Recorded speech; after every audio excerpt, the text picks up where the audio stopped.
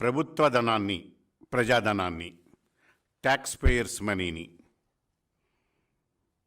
రెండు రకాలుగా దుర్వినియోగం చేస్తున్నారు. ఒకటి,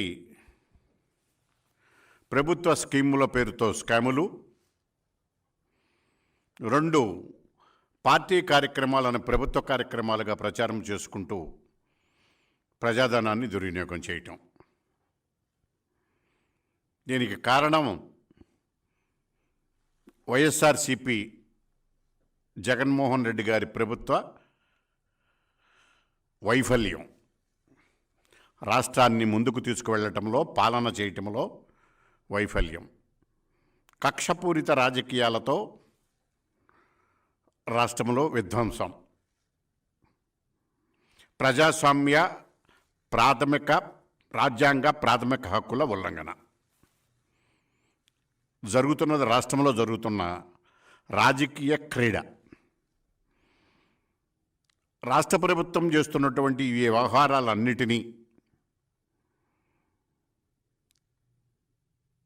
లోపాలు ఎత్తి చూపించిన వారిపైన, అవినీతిని విమర్శించిన వారిపైన కేసులు పెట్టి కక్ష కట్టి జైళ్లకు పంపటం, సోషల్ మీడియా వాళ్లలో పోస్టింగులు పెట్టిన వారిపైన అర్ధరాత్రికాడ నిర్బంధించి ఊళ్ళు తిప్పి అక్రమంగా కేసులు పెట్టడం. ఇది పాలనా వ్యవస్థ. అంతకు మించి ఈ పాలనలో జరుగుతున్నది ఏమీ లేదు. ప్రధానంగా మనం చూడవలసింది ఏమిటంటే, ఆంధ్రప్రదేశ్లో నిరుద్యోగం అనేది తాండవిస్తున్నది. నిరుద్యోగం తాండవించడానికి ప్రధానమైనటువంటి కారణం ఉన్న పరిశ్రమలను వెళ్ళగొట్టడం, కొత్త పరిశ్రమలను రానివ్వకుండా చేయటం. మొత్తం కావాలని చెప్పేసి పరిశ్రమలన్నిటినీ వెళ్ళగొట్టాడు రాష్ట్రంలో జగన్మోహన్ రెడ్డి గారు. ఎన్ని పరిశ్రమలు వెళ్ళగొట్టాడు అని అంటే, సుమారు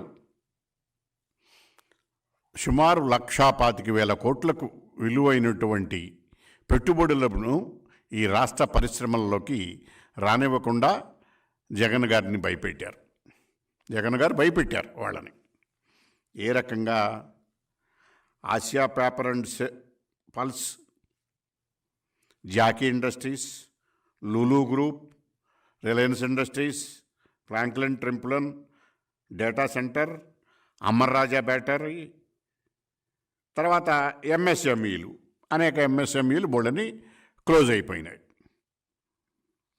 దీనివల్ల మొత్తం సుమారు 2 లక్షల ఉద్యోగస్తులు రోడ్లు పాలయ్యారు. ఈ విషయాలు ఒక పక్కన. ఇది కావాలని కక్ష కట్టి పరిశ్రమలను వెళ్ళగొట్టి అని చెప్పి ఈనాడులో ఆర్టికల్ వచ్చింది.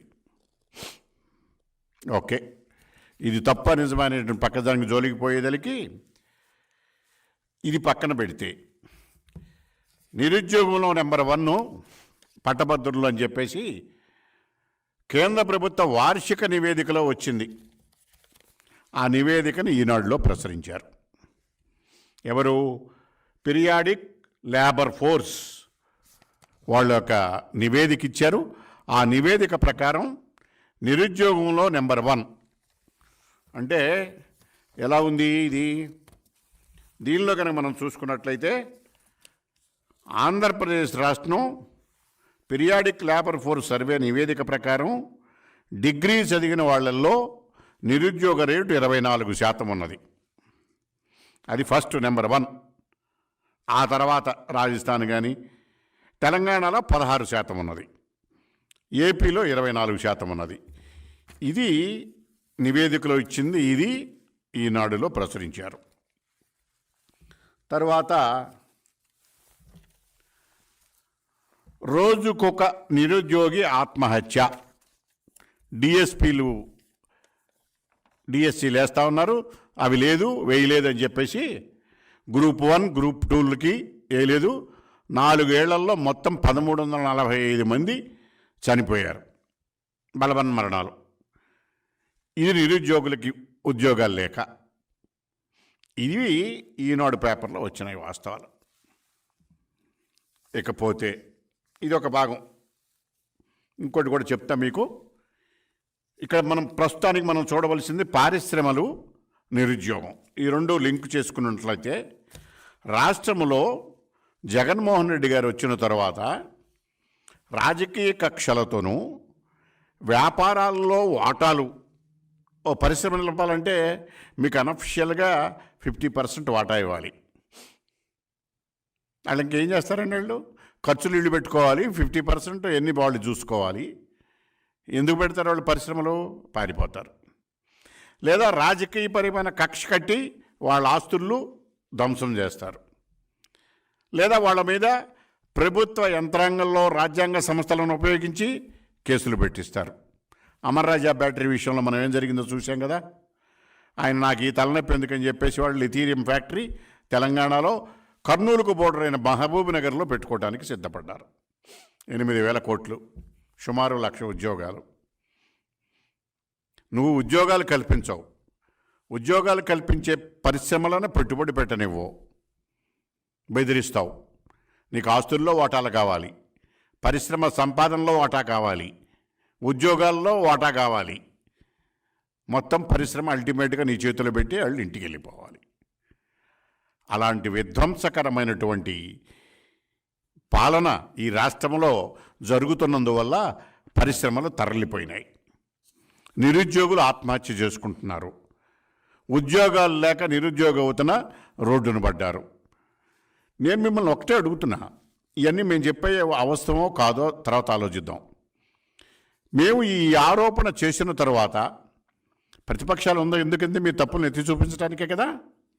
చేసిన తర్వాత మీరు పేపర్లనో, ప్రతిపక్ష నాయకులనో, ప్రెస్ కాన్ఫరెన్స్ పెట్టిన వాళ్ళనో, మీ లోపాలు ఎత్తి చూపించిన వాళ్ళనో వ్యక్తిగతంగా దాడులు చేస్తున్నారు. పత్రిక పెట్టి కానీ, ఫిజికల్గా బెదిరించి కానీ, పోలీసుల ద్వారా కేసులు పెట్టించు కానీ ఏదో ఒక రకంగా చేస్తున్నారు.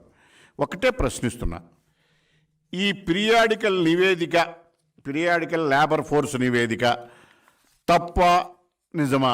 ఒకటి చెప్పండి. తప్పు అయితే ఏ రకంగా తప్పు, నిజమైతే ఏ రకంగా నిజం? దానికి సమాధానం ఏంటి? అది చెప్పకుండా ఇదిగో రామోజీరావుకి కాళ్ళు పోయినాయి, ఆయన ఎంత మూర్ఖంగా చేస్తున్నాడని చెప్పేసి రామోజీరావుని తిడితే ఉపయోగం ఏంటండి? ఈ నివేదికలో వచ్చిన ఆర్టికలు అబద్ధమా? ఓకే, కమాన్ రా, నీతో పాటు నేను కూడా ఆ పీరియాడికల్ లేబర్ ఫోర్స్ వేదిక సెంట్రల్ గవర్నమెంట్ మీద మనం యుద్ధం చేద్దాం. నిజమా? ఎందుకు వచ్చిందో పోనీ కారణం చెప్పు. ఈ రెండు మానేసి రామోజీరావు ఈనాడు పేపర్ని తిడితే నీకేం వస్తుంది? నీ నోట్లో ఉన్నటువంటి కసి, నీ నోట్లో ఉన్న దుర్గంధం బయటికి వెదజల్లుతున్నావు. అదే కదా నువ్వు చేసేది. పరిశ్రమలు వెళ్ళిపోయిన మాట అబద్ధమా? పోనీ కావాలని చెప్పి పరిశ్రమలు వెళ్ళగొట్టావు. నీ కళ్ళ ముందు అమర్ రాజా తెలుసు, అలాగే లూలు గ్రూప్ తెలుసు, అలాగే మీకు ఆసియా పేపర్ అండ్ పల్స్ వాళ్ళకి తెలుసు, జాకీ ఇండస్ట్రీస్ తెలుసు, అలాగే డేటా సెంటరు తెలంగాణలో షాద్ నగర్ ఏరియాలో పెట్టుకుంటున్నారు వాళ్ళు. ఇవన్నీ ఆంధ్రప్రదేశ్కి వచ్చి ఇదే చంద్రబాబు నాయుడు గారికి ఉంటే ఏమయ్యేది? తెలంగాణలో పెట్టబోయే పరిశ్రమలు కూడా ఆంధ్రాకి తీసుకొచ్చి పెట్టించేవాడు ఆయన. ఆంధ్రాలో పెడతామన్న పరిశ్రమలు మీరు వెళ్ళగొట్టేసి పక్కకు పంపించేసేస్తున్నారు. మరి పరిశ్రమలు కావాలని కక్ష కొట్టి పరిశ్రమలు వెళ్ళగొట్టడం కాదా ఇది? మీ అవినీతికి నిదర్శనం కాదా? వీటికి సమాధానం చెప్పండి. ఇందులో ఉన్నటువంటి అంశాలకి అక్షరపూర్వకంగా సమాధానం చెప్పండి. దాని మీద డిబేట్ చేయండి. కనుక పరిశ్రమలను వెళ్ళగొట్టారు, నిరుద్యోగంలో 2 లక్షల మంది నిరుద్యోగులను చేశారు, దాదాపు 1,400 మంది నిరుద్యోగులు ఆత్మాహుతి చేసుకుంటున్నారు. ఇప్పటికీ నిర్మూలన జరుగుతూ ఉంది. అలాగే సెంట్రల్ బయటపెట్టి నివేదిక ప్రకారం ఆంధ్రప్రదేశ్ రైతులు ఆత్మహత్యలో 3వ స్థానంలో నిలిచింది. ఇదే విషయాన్ని నేను మన పార్లమెంట్లో లేవనెత్తాను. రైతుల ఆత్మహత్యలు ఆంధ్రప్రదేశ్లో ప్రభుత్వం ఆదుకోకపోవటం వల్ల, రైతు వ్యతిరేక విధానాలు అవలంబించటం వల్ల, రైతులు కనీసం తుఫాను బాధితులను కూడా ఆదుకోలేనటువంటి దౌర్భాగ్య స్థితిలో ఉన్నందువల్ల మీరు ఆదుకోండి అని చెప్పి కేంద్ర ప్రభుత్వాన్ని నేను కోరటం జరిగింది. ఇది కేవలం మీ వైఫల్యమే కదా. ఈ రకంగా మీరేమో నిరుద్యోగాలు, పరిశ్రమలు వీటిని ఏమి చేయకుండా రాష్ట్ర అభివృద్ధికి ఎలా చేయాలనేది చెప్పకుండా విశాఖపట్నాన్ని రాజధానిగా పెడుతున్నాం, అది డెవలప్ అయింది అని చెబుతున్నారు. విశాఖపట్నం నువ్వు డెవలప్ చేసేది ఏంటి? ఆల్రెడీ డెవలప్ అయ్యి ఉంది అక్కడ. నీ వల్ల అక్కడికి వెళ్ళి జరిగిందల్లా ఏంటి అంటే భూ కబ్జాలు పెరిగినాయి, ప్రజల యొక్క శాంతి భద్రతలు తగ్గినాయి, దొరికిన